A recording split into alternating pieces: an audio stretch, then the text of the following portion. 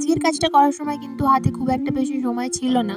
তবুও আমি যখন অর্ডারটা নিয়েছিলাম তখন আমি দিদিভাইকে বলেছিলাম যে, "হ্যাঁ, আমি তোমার সময়ের মধ্যেই আমি তোমাকে ডেলিভারিটা দিয়ে দেবো।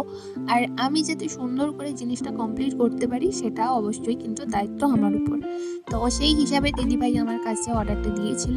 আর দিদিভাই আমাকে তার রোজগুলো আমাকে দিয়ে বলেছিল যে সেই রোজগুলো দিয়ে ২ টো লেটার করে দিতে। একটা হচ্ছে এইচ, একটা হচ্ছে পি। তো তোমরা প্রত্যেকেই জানো যে রেজিনে কিন্তু একদম ন্যাচারাল রোজ ইউজ করা যায় না। রোজটাকে আগে ড্রাই করতে হয়। সেটা মোটামুটি সময় লাগে কিন্তু 1 উইক। মিনিমাম 1 উইক আমরা রোজটাকে ড্রাই করার পর তবেই কিন্তু আমরা ইউজ করতে পারি। তার কম হলে কিন্তু রোজের কালার অনেক সময় চেঞ্জ হয়ে যায়। তো এই রোজটার ক্ষেত্রে কিন্তু একটু কম দিনই ছিল। তো আমি ভেবেছিলাম কি হবে না হবে, আদৌ ঠিকঠাক হবে কিনা। আর যেহেতু মোল্ডের লেটারগুলো কিন্তু একদম উল্টোভাবে লেখা আছে, তাই আমি বুঝতেও পারছিলাম না আদৌ কেমন কি হবে, আদৌ কতটা কি ঠিক হয়েছে।